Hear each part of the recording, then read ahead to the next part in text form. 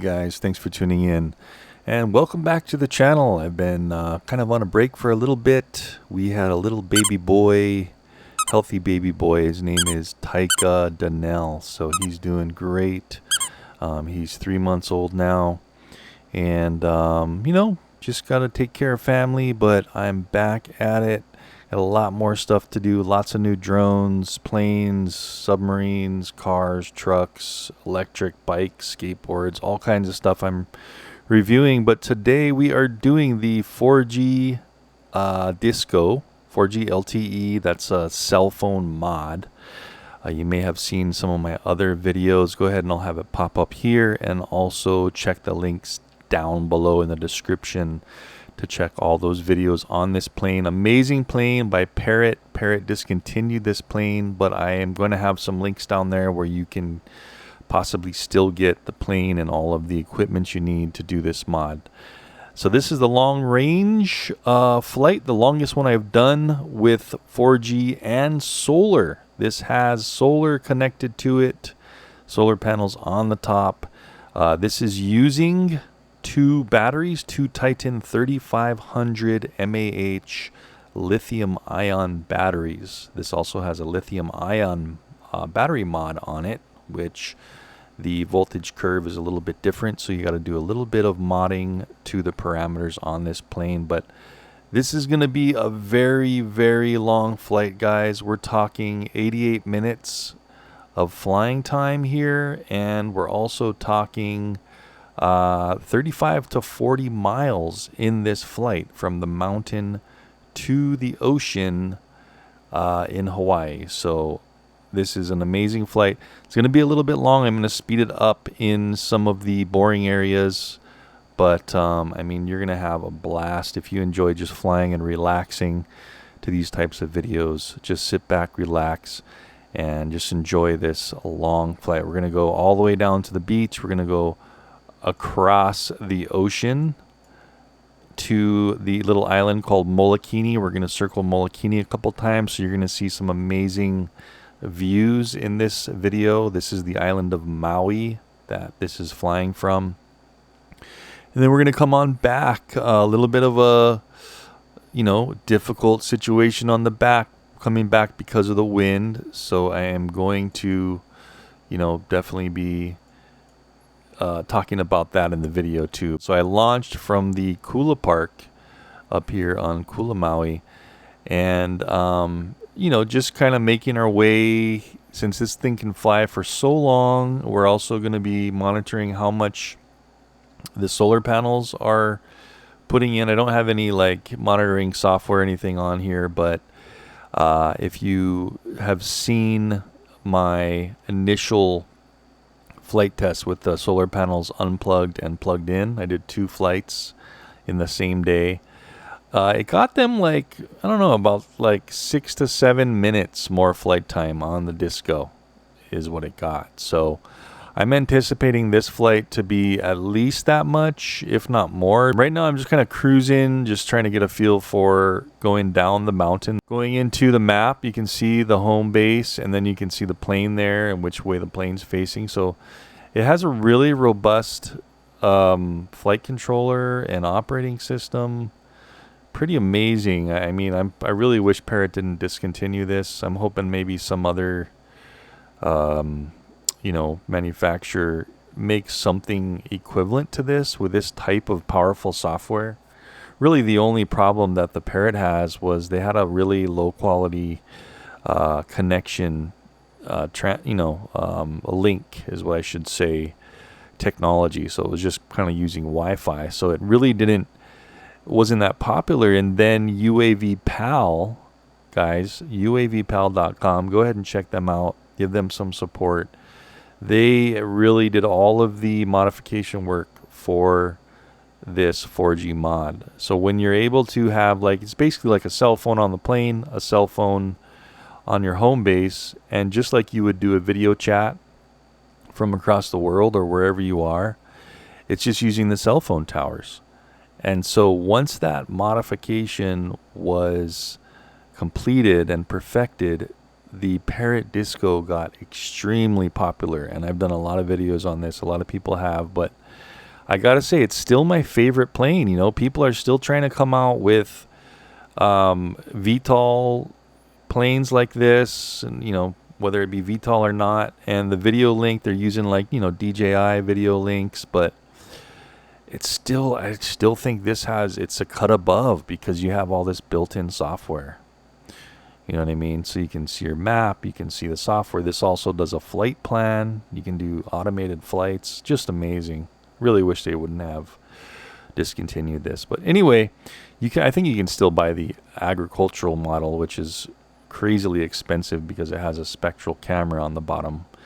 But this is just the regular consumer model. I bought a few of these because I knew they were discontinuing, and hopefully you can find your own. But anyway, we're flying down in the desert now. This is Kihei, below Kula, Ulupalakua area, and you can see how extremely dry it is. We just flew down some valleys. This is totally unpopulated area. It's pasture land. Probably a lot of it just has cows on it, and really nothing at all. But as you can see, it's really dry. It almost looks like Australia or something. So I'm flying down it. Right now I just don't really have a direction I'm flying.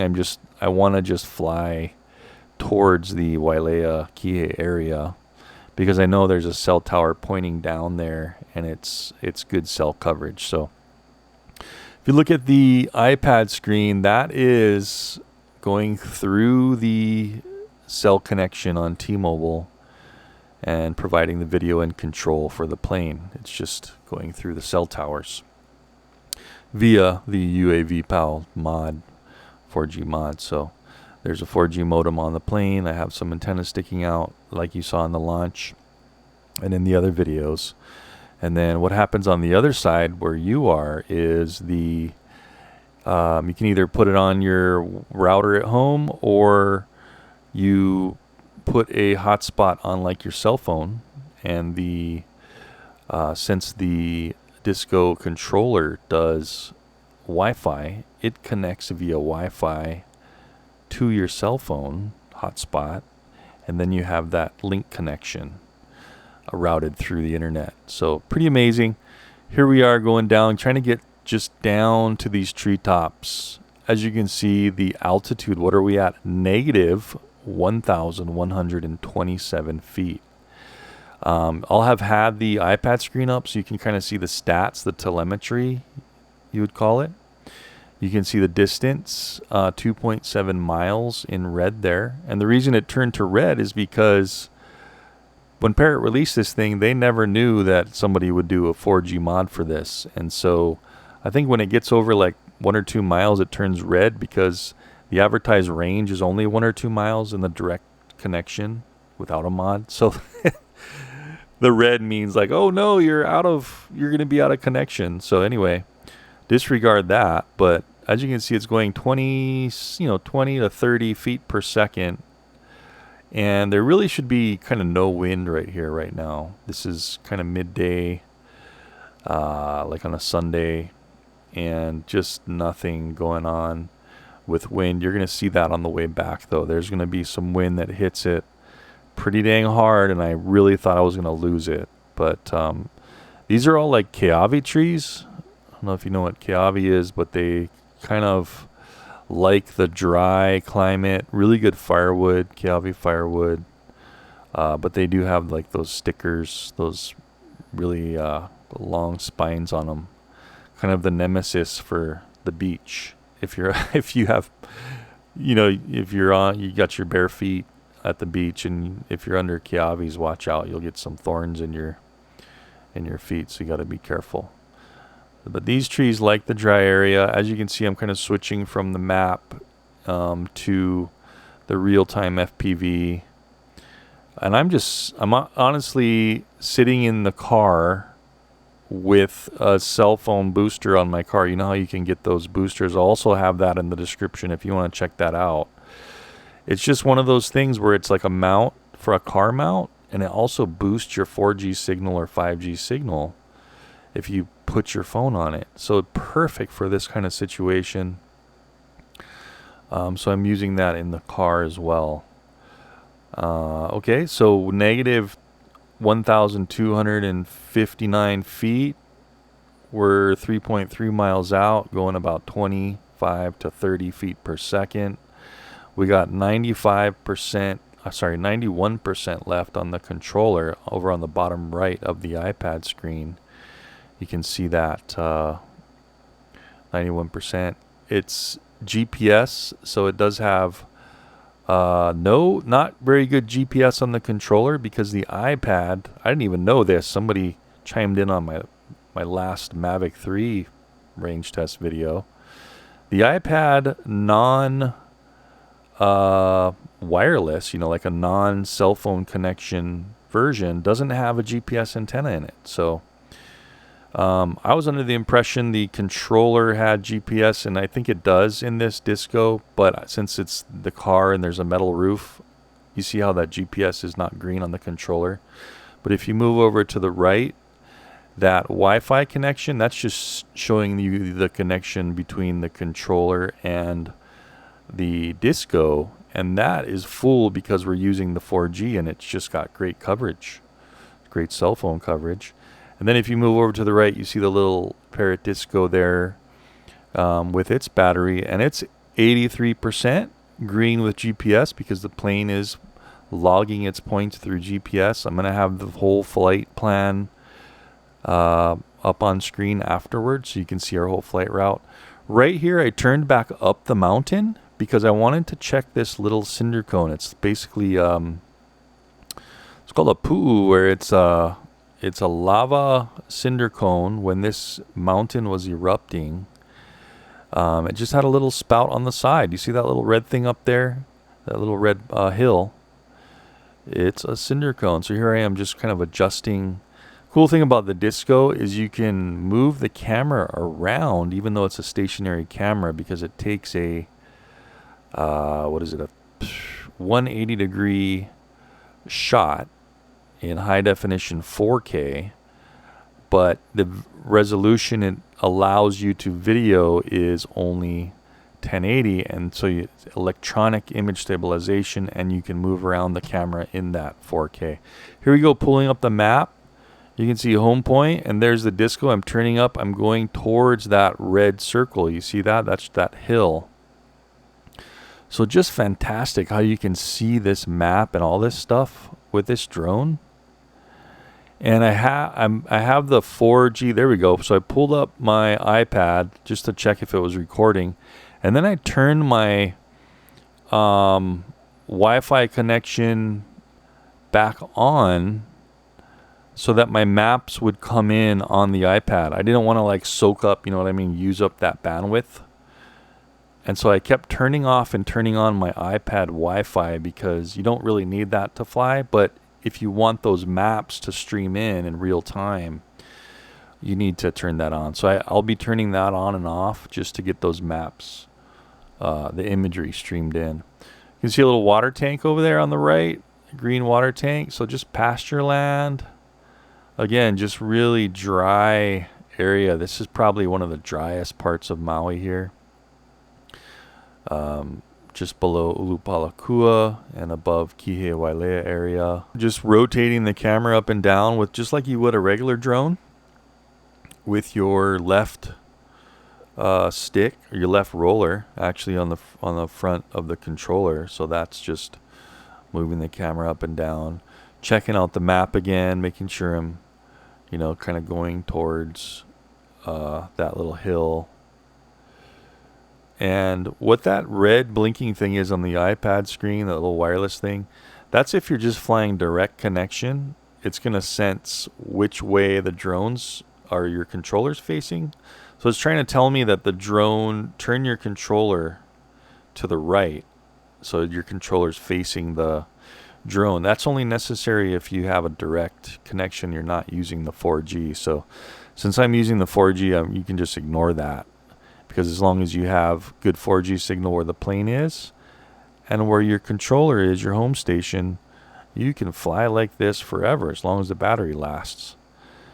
And we're still at 83%, speaking of the battery. So just amazing, these lithium ions with the solar and the 4G. Unbelievable. Like I said, I have 7,000 mAh, 2 Titan batteries in parallel. The only thing is these solar panels that I'll also have linked in the description of where you can get these. I had one balance connector on the solar panels, and I didn't have a Y connector. So honestly, these solar panels, not the best thing to do. They're just plugged into one of the Titan batteries balance connector. So one of them is getting a charge and then hopefully kind of equalizing over to the other battery. I'm not really sure how that's working in this flight, but it did give me some more flight time with those solar panels, no matter what, even though I didn't have optimal connections. So what I would have liked to do is had both Titans with a parallel connector tied in to the solar panels. That would have been optimal. But like I said, it's just into one battery. So here we are, just trying to get to this cool hill here so we can explore this thing a little bit before we head down to Kihei or Wailea. And that's what's so cool about this. You're just flying forever. It's like, 81% now. Checking out this ground cover here, still in the very dry Keawe forest of below Ulupalakua on upcountry Maui. So if I was to fly straight up there, that would be actually going up to like Ulupalakua area. You see where it kind of gets greener up there on the mountain. But this is just known for being extremely dry. It just doesn't get much rain here. The way the convection works and you know how clouds are drawn to the mountain, and so you have dry areas and even tropical islands as well. Very dry areas. Almost to the Pu'u cinder cone here. Just checking it out. You can see these little mini valleys, because this place, man, a couple times a year, this place floods like crazy up on the mountain, and then it's got to get down somehow via gravity, right? So you get these little mini caverns that kind of open up all over the place down the mountain, like little veins for water. Okay, approaching the red dirt cinder cone. This was pretty neat, flying over here. I thought I was a little too low, so I started to kind of pick it up a little bit. As you can see, we're at 1,140 feet negative our launch altitude, so we are going down the mountain. Here it is, the middle. Now this is a mini volcano right here, guys. This is a mini one on the side of a volcano. Cool, huh? That's the inside, like when the lava finishes blowing up and coming out, it kind of sinks back in and goes dormant. Just checking out if there's any. You can see some fencing there. Just cattle ranchers, kind of going up a little because I was getting scared. I was going too low. It's a little bit deceptive, like when you're flying like this with a wide angle camera like this, to know like how close you are to trees and stuff. So now we're turning towards Molokini. See that little tiny island out there in between Kaho'olawe is the far one to the in the distance. That's Kaho'olawe. That's the island that the U.S. military tested their bombs on. Just devastated that island. So it's really a non-habitable island. They did a cleanup back about, 10 or so years ago. Bringing up the map again, and you can see where we went. Just passing that cinder cone there, a mini volcano, and heading towards Wailea. That's where we're headed. And we're going to go over the ocean out to that Molokini Island. See that? There's Molokini there. I think I have the wireless on so you can see how the imagery is streaming in nice and quickly here. So, yep. So that's the direction I want to be. Anyway, what I was saying with Kaho'olawe, that island in the distance past Molokini, is that was used for military bombing practice. And, things change, and They decided to clean it up. There was a bunch of unexploded ordnances there and all around it in the ocean as well. And there's been a huge cleanup, so I think they got that thing finally cleaned up and you know, not dangerous anymore. But I think there's only like ranches and kind of a military base over there. There's not really any residents over at Kaho'olawe. As far as I know, if you guys know of any residents there now, let me know in the comments. But you can see on the iPad screen, this is what happens sometimes, is maybe there's a hiccup in the wireless. You know how sometimes wireless drops, there's congestion, whatever. Or maybe it's switching between terminals. Video on the Parrot, no problem, because this is recorded on a memory card inside of the Disco. But as you can see, my iPad screen is having a lot of garbly goop there. Pixelization lines, because that 4G LTE connection is having a hiccup for some reason. And this could be a whole lot of things. Okay, it could be, I know I'm not running out of data in this situation, but that could be one of them. It could also be, like I was saying, congestion in the area, in the cell tower. It could also be switching over between cell towers. You know what I mean? Like there's a closer cell tower, and then the modem decided to switch to that one, because that's what these things do, and that's what your cell phone does, is it switches to a closer one as you travel for your data connection. Going down lower, check it out. Negative 1,300 feet.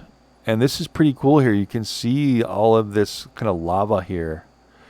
See the black areas on the ground? That's like old prehistoric lava from the eruption. You're also going to see some Native Hawaiian landmarks like walls and stuff. And that's what's so cool about here. If there was any other situation, you'd never be able to drive through here and check out all this stuff. That's what's so cool about, like, you know, flying in general, is just observing, like, you know, nature, places where you can't physically access, just exploring them. And that's what I love about flying, is just doing this. You know, there's all these stipulations and rules now that are pretty much, if you ask me, they're ridiculous. Who's getting hurt in this situation, right? There's nobody. I mean, we're down right near the trees, and we're freaking in the desert. So maybe a cow might get hit, or a tree might get hit. Anyway, let me know what you think about that in the description. That's the wall I was talking about. Check out this ancient wall. You see this lava rock wall. I have no idea who built this. I'm assuming it was the ancient Hawaiians, because, you know, modern days, nobody's going to build a wall like that. So look at that thing. It just goes all the way down to the right. It must have been some kind of acreage separator, land separator, because cows, they're just going to trot right over that if they find an area. But who knows? I mean, maybe back in the day, before fences, they had to use rock walls. And this is interesting coming up here too. Check this out. You see that like cement road going all the way down the mountain? This road, as far as I know, is Oprah Winfrey's private road that she put in to get to her house up in Ulupalakua, or Kula, right in between the two. But look at this thing. It's just a massive... Who would be able to afford that, right? Except for some celebrity. But it's just this... It's got to be like a 10-mile long road made out of concrete going all the way down to Wailea. And as far as I know, that's Oprah Winfrey's there. And we're going to fly over that just a little bit more so you can check it out. But, I mean, you guys know how much concrete is to pour and buy. So you know that thing wasn't cheap. That's insane. I just can't. That's like a private. It's like a 10-mile long private driveway is what we're talking about here. Anyway, turning off and on the wireless on my iPad, because, you know, after a little bit, you can see the iPad's getting a little choppy there. I was thinking that the maps, pulling in the maps and having the Wi-Fi was interrupting the 4G signal or using too much bandwidth from that 4G signal. So that's why I'm turning it off and on. But look at that road there. Look at that. Just curving all over the place. My goodness. I think that's got to be at least 10 or more feet wide and just about 10 miles long. It's about 10 miles from Kula to Wailea. So that's just unbelievable. Anyway, getting closer to Wailea. And you can see how it gets really deserty over here.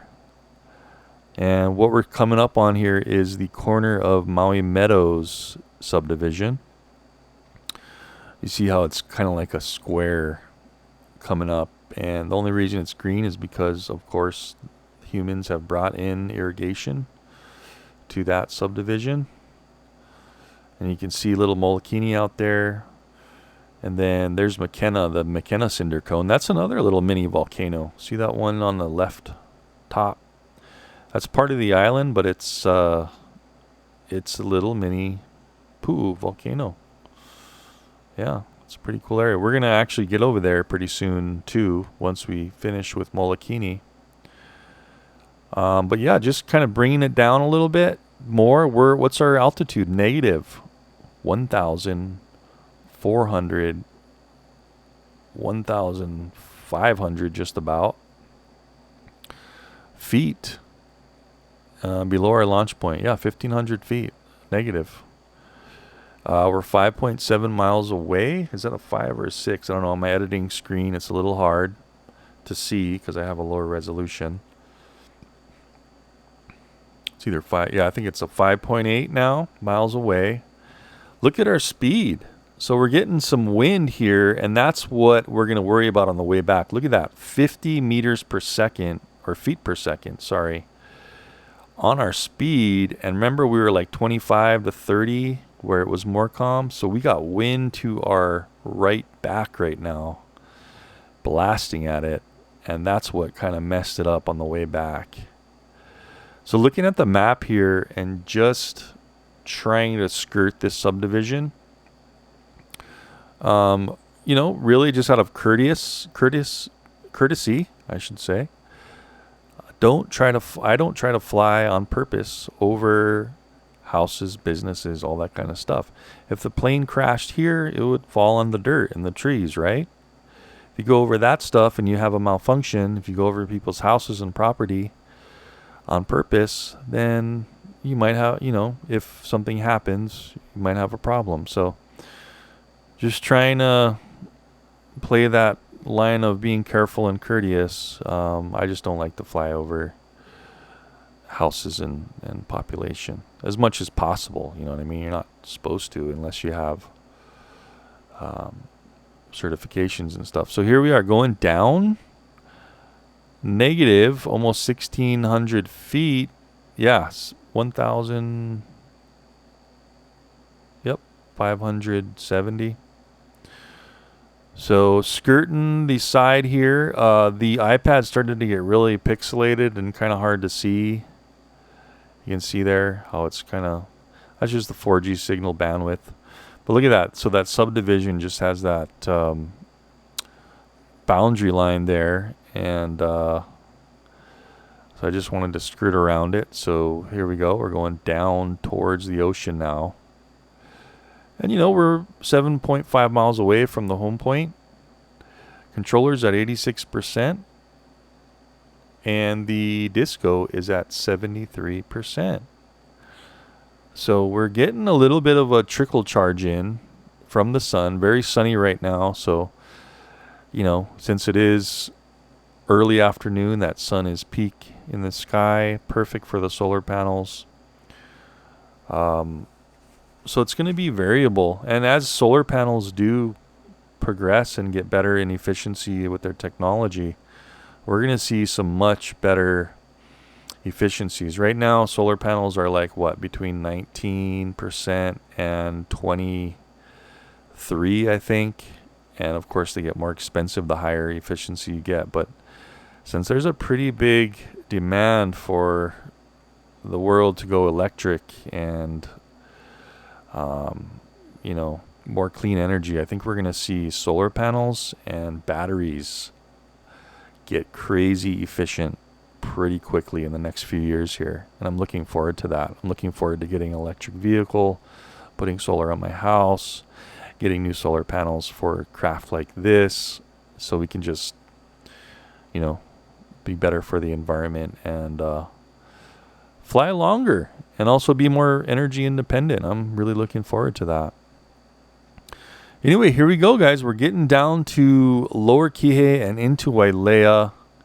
This below here, you see this nice little green patch.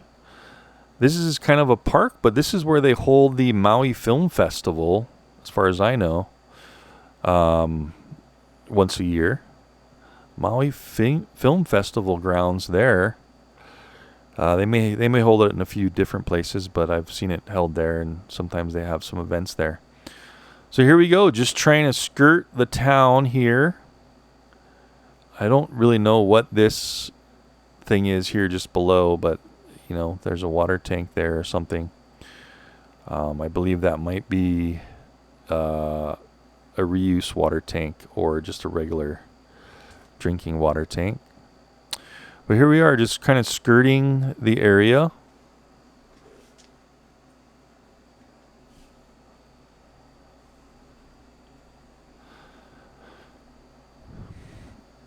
Because, you know, just want to fly over as little amount of people and buildings as possible. And you can see here, these are power lines right here, and we're not being affected at all. Bringing up the map again, and you can see it's kind of replicating what I'm flying over right here. So just trying to stay over these power lines a little bit, a little to the left of them. Just kind of keep it on the vacant land there. What's our speed? 47 feet per second. So we're getting a little buffeting from the back here. You can see that the plane was kind of shaking a little bit. Now we're coming over the nice part of the island. So this is Wailea, flying over a little bit of a green waste thing right there. Check out these Wailea golf courses. So just beautiful right here. You know, I've never played golf at this place, but I'm sure a lot of people have. And probably some of you viewers as well have played at the Wailea golf course. But that's what we're flying over right now. You can see beautiful little ponds here.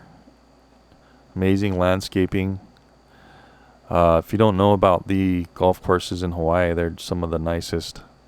Especially in Kaanapali and Kapalua have some of the nicest golf courses in the world, and there are tournaments on those ones. But anyway, just trying to stay over non-populated, non-building areas. Working pretty good so far. Our speed, as you can see, it's slowed down to like 25. As I turn to the right, that means there's wind coming from that direction. So that's on the way back is what's going to be bugging us. But I'm just kind of like paralleling the road here until we get to this area that is free of any buildings and people and stuff. And just really enjoying the view. I mean, look at this. This is Hawaii, guys. If you're over there on the mainland and you never get to Hawaii, here you go. Tune in to my channel and go ahead and sit back, relax, pop open a beer or your drink of choice, and watch as we fly over the beautiful beaches of Hawaii, especially Maui, because that's where I am. But here we go. So we're getting into this public beach here. This is a public beach coming over here. I believe they call it Chang's Beach. There's another name for it, a Hawaiian name, I forget. I've always called it Chang's Beach. As you can see, I mean, these are like, some of the houses here are just amazing. You can see everybody's at the beach today. And here's the beach. Had to fly over a little bit here, but, you know, I've actually camped there and fished there. Just beautiful. Fantastic. You can see the lava rock. Oh, there we go. Yeah, we've actually camped there with my family a few times right there. And fished right there. You can see that lava point going out with the reef. Just amazing. And here we go. So once we got over to the ocean here, I turned towards Molokini. I'm going to bring it down in some altitude here. And let's check in with our telemetry real quick. See how it's going pretty quick. We're going 45 feet per second. Negative 2,350 just about feet below our launch point. Just reaching 10 miles just then. 10 miles from the launch home. 70% power left. Isn't this amazing? So I'm just I'm looking kind of for wildlife, maybe whales. I think the whales have all pretty much left by now, because it's, you know, this is like, what is it?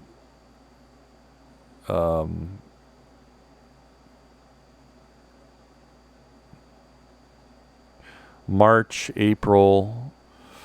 So I don't know if the whales are still here. They're here like certain months of the year, and then there's some stragglers that hang around. But I was just looking for some whales anyway. This would be a really good spotting plane, you know, because you can also move the camera up and down while you fly. Of course, the resolution needs some help, so that's the only problem, is still at 1080p. Bringing up the map again, you can see the golf course we just flew over, the beach, and now we're out in the middle of the ocean. I spotted this boat. First I thought it was like a whale, but then as we got closer, it's actually a boat. So I decided to do a little bit of a boat chase here. And I'm kind of going left to right to just open up my view and scan for like, rough water, a break in the water to see if there's any fish or whales around. And then tilting the camera again. You can see just a beautiful day.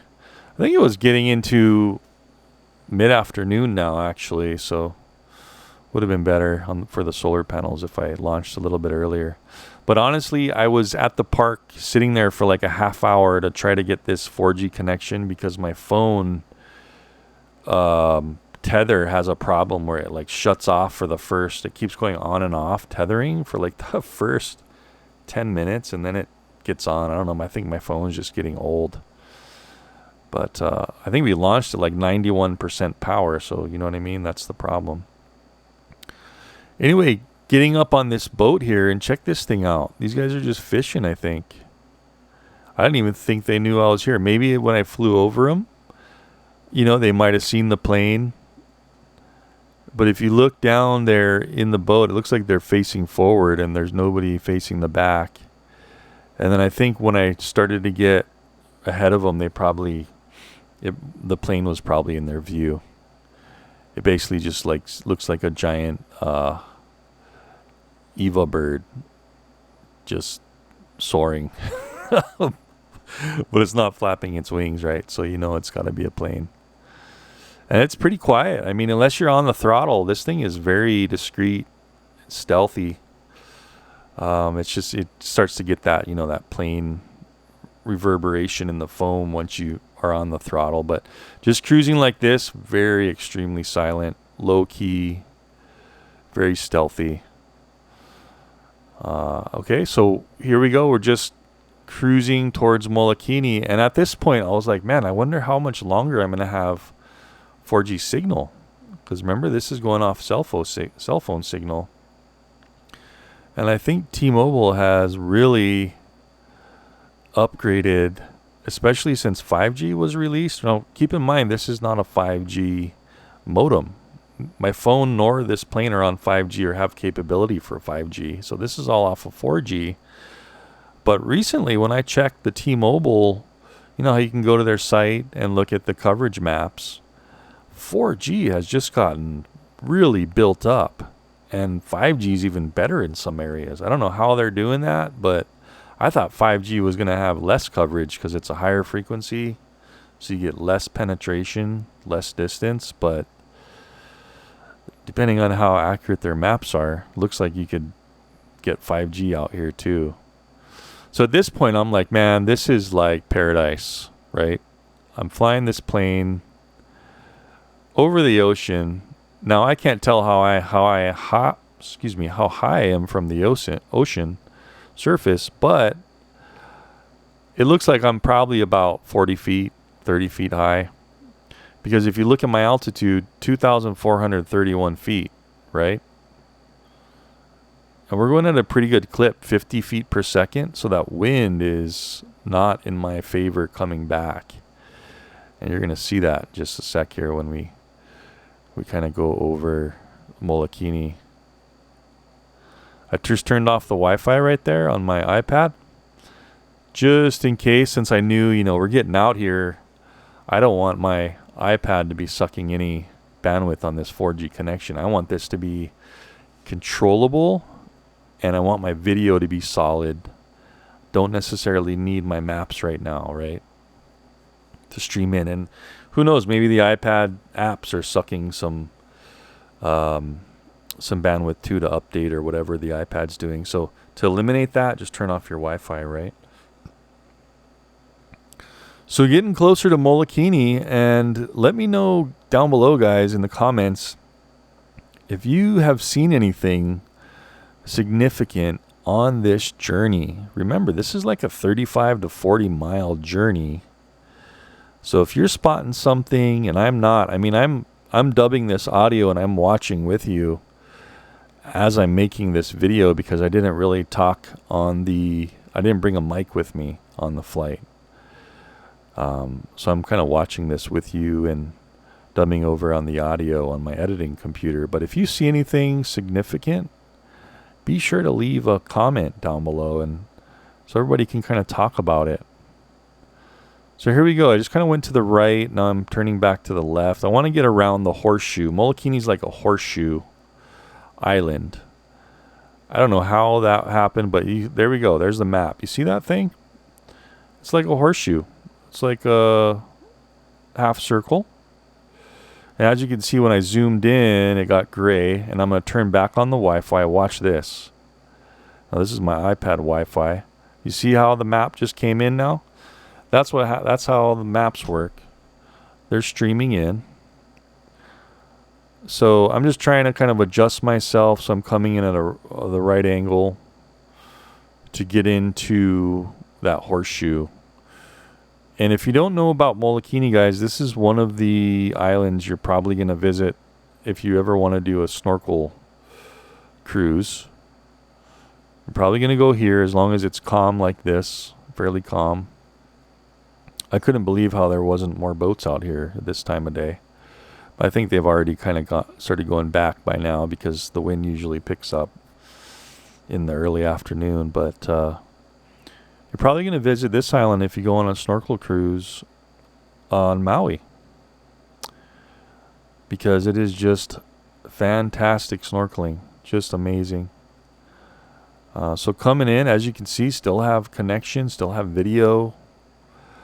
At this point, I'm kind of like astounded that I still have this solid connection way out here, even seemingly better than some of those areas on Maui Island. You know what I mean? And I don't know if it's just the deflection of the cell towers, the way they're pointed, and there's just less interference or what. But at this point, I can't believe I still have such good video through 4G. So I was trying to be careful here because, I think the maximum height of this island ridges are right around 80 feet, somewhere around there, maybe around 100. So if, you know what I mean, if you lose video and you don't know where you're going, you're going to have to pull up really quick. So I'm just kind of think I'm going down a little bit in altitude. I see a boat. There's one boat in the horseshoe. You can see how the water's gotten a lot more calm because it's like that horseshoe is just like a windbreak, right? Look out over there on that side, the wind, you can see that wind line. So what I'm doing now is I thought I was getting a little too low. So I'm just kind of going over to the right because I want to make a wide left turn right into this horseshoe. You're going to see some white balls as well under the water, and those are actually moorings for the tour boats that come in, so they can kind of anchor off and do their thing with tourism. So just kind of exploring the inside of Molokini. I mean, at this point, I'm just like, wow, I still have cell phone 4G connection on the plane. You can see there's an inflatable boat right there. And we're going to pass that again. And the funny thing is, I don't know if they had a drone or somebody else was flying out here with a drone, because on our second pass that's coming up, you see those moorings under the water. You can kind of see them right there. On the second pass, which will come up in just a minute or two, there's a white drone flying under me. I was like, what is this? But anyway, look at this water, just crystal clear. Here's one of the ends towards Maui of Molokini. Just beautiful. So passing over that arm, and then I decided to, there's a nice view of Maui right there. So guys, we flew all the way from up that mountain all the way down into the ocean. Isn't that amazing? And we still got how much? 61% power left. Just checking out the map again, seeing where I am. Right over here, we get kind of close to the side of it because my video started chopping out. But check this out. This is the non-sheltered side. This actually drops off hundreds and hundreds of feet. It's like a drop-off cliff underwater. But watch this. So the thing about the iPad, you see the disco screen is wider, but since the iPads have that 4:3 format, unfortunately it's cutting off the edges, so I don't have as wide of a view as the disco video does on the iPad. So that's kind of one of my only gripes about using an iPad, is you get that cutoff on the left and right. Kaho'olawe, way over there. Remember that one I was talking about? That the Navy military used to bomb. So look, check this out. We're losing cell signal. It's getting really weird. The iPad's getting really choppy. So I decided to kind of turn out towards the ocean just so I didn't run into the island because of all this glitchies. That's what you want to do. You just want to play it safe and go up in altitude and turn away from structures, or in this case, little islands, mountains. If you're, it's kind of hard to see, right? You don't want to lose your plane or run into something like this. But then I went into the map, and that was good. So I was like, okay, I'm way the heck out there. I got pretty close when I couldn't see the right side of it. I like literally was probably within 50 feet of that. That would be the south wall. Yeah, see how that's on the south. This map is correct, north to south. So we're on the south side of Molokini right now.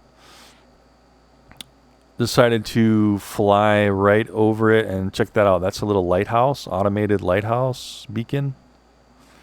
So I'm like, might as well check this out real quick.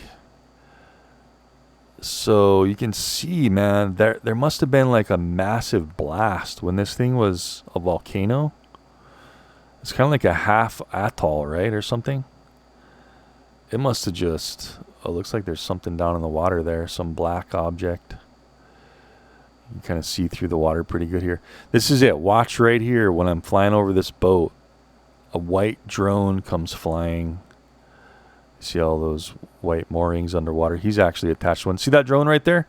Looked like a Phantom 4 Pro or something. I don't know if somebody's flying it from the beach or that's them on the boat flying it, but that was pretty cool. I didn't see that. There's a cool shadow of the disco in the water on the mountain there. Leaving Molokini. Yeah, well, like I was saying, I didn't see that at all in the FPV while flying. So that was a little bonus when I was checking out the video and saw that drone flying under me. That's kind of cool. It's got to be a Phantom 4. It's like, what else is white and that big, right?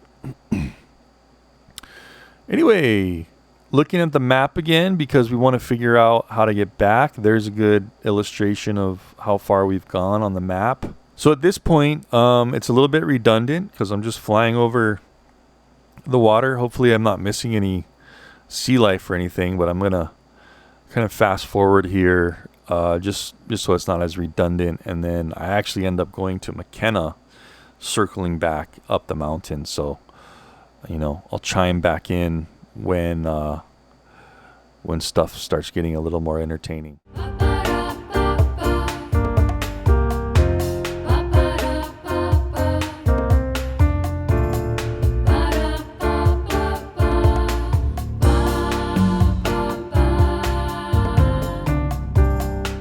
So I decided to fly into, I thought it would be cool to fly by Little Beach.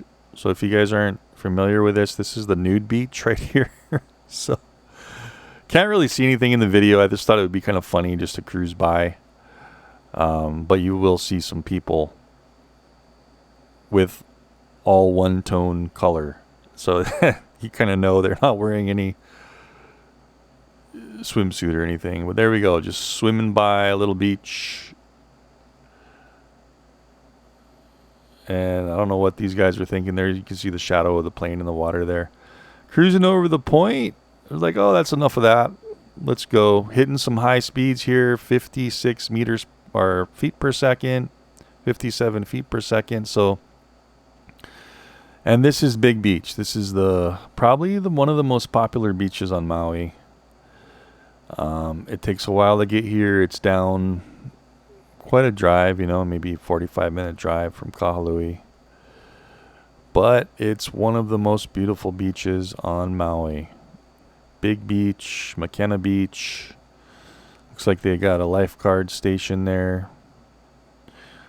And yeah, so the wind's at my back, definitely. We're getting 54 feet per second. Let's look at that water. Just turquoise, blue, white, yellow sand. And those are mostly kiabi trees mixed with some palm trees there. Remember all the kiabis we flew over on the way here in the desert? So I decided to kind of do a turnaround here, just kind of a long sweeping turn.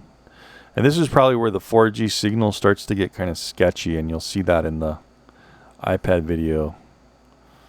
You see how it got kind of choppy, and I couldn't really see where the plane was going, so I just decided all else fails, climb in altitude, right? So you miss trees and stuff. So then I'm like, oh, there's some structures over there, so let's not go over there. You can see Molokini from a different angle where we just were. And this is where I realized that, man, there's some wind up here. I'm going 30 feet per second now. We were going, 50 to 55 coming the other direction. So I was going to fly over that hill there and check out that cinder cone. But then I decided, you know what? What are we at? We're at 47% power. No, definitely not going to do any more lollygagging, right? So I pull up the map. And guys, it's time to head home. And this is where I may have made a mistake and maybe not. I decided to turn up the mountain to face the launch point and do a straight line, but didn't realize that the wind is ripping pretty gnarly over this bluff, over this side of the mountain. So probably if I could do this over again, knowing what I know now, I probably would have went down the beach for a while. You know what I mean? At a lower altitude over the water until I had a closer point and then turned up, because you're going to see in just a few minutes here how gnarly the wind hits this plane.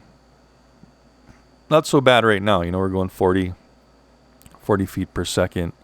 We're still getting some shelter from the mountain there, because the wind usually blows from the north or the northeast, and you can see that ridge of the mountain on the right there. That usually blocks the wind. But so on the way back, just want to check out a couple things. There's a cool little pond here in the golf course. So I figured, hey, we're on the way back anyway. I might as well check out the sights, right? You can see the 4G started to drop out on the video just a little bit. Probably some little low coverage areas, or who knows what, congestion. Checking the map again. I'm like, okay, I'm just going to make a straight shot to the home point. And at this point, you know, 42% power. Is that a 2? Yeah, 42%. I'm already getting a little nervous because we're getting, it's a little under the halfway point of power now. So I was just a little bit freaking out. Bringing the map back in, back and forth. And as you can see, as we climb this mountain, and keep in mind too, as we go up the mountain, manually, I'm needing to climb with the plane. So we're using more power as well as we climb, right? So I'm just really hoping right now that the solar input is going to kind of compensate for me really not timing it perfectly as I should have. So I'm really hoping, but as you can see, there's clouds up there. So once we get under the clouds, that solar efficiency is going to go way down, and it's not going to be supplementing the craft as good as it used to be, or it is now in this direct sunlight, because this is great sun right now for solar. And so right about here, I'm like, wow, why is the plane flying? It seemed like it was flying, like being pushed to the right a little. And you'll see, oh, this is kind of cool. This is like a private wastewater treatment plant of Wailea right here. I've never seen this place before, but those are like the ponds and stuff of that wastewater plant. Anyway, so, you know, we still got like 33 feet per second, so not too bad, but I can kind of feel the wind hitting it from the left. And you can kind of see the thing starting to fly kind of sideways slightly. Still getting some pretty good speed. Yeah, we're like 40 here, but you'll see in a little bit once you get up this mountain how much it kind of drops down.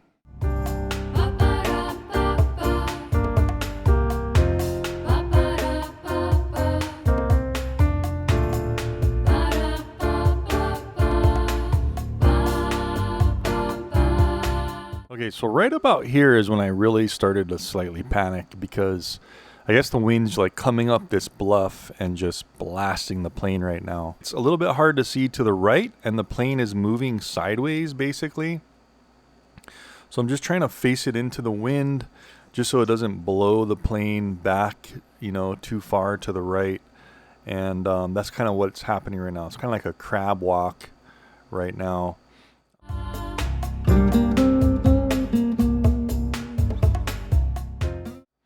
Want to make sure we're not hitting any of these power lines. Those are some pretty high voltage power lines there flying over.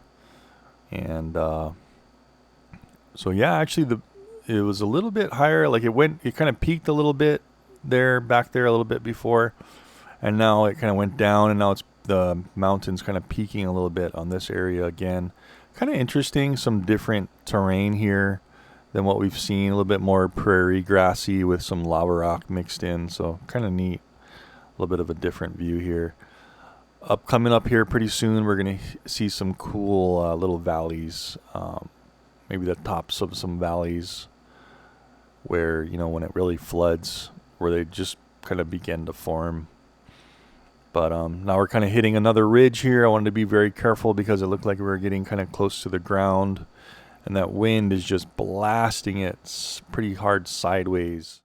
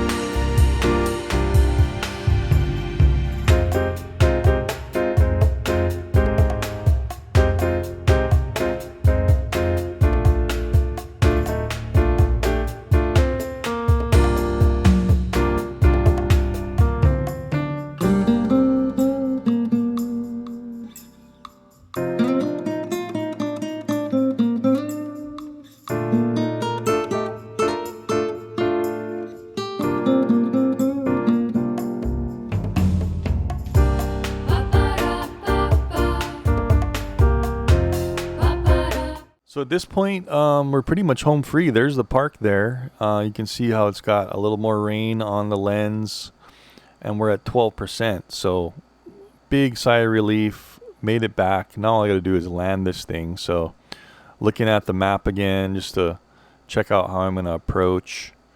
And then if it's in return home, you can just turn the plane and it will go out of return home, or it will actually, once it reaches its return home point, it'll start loitering.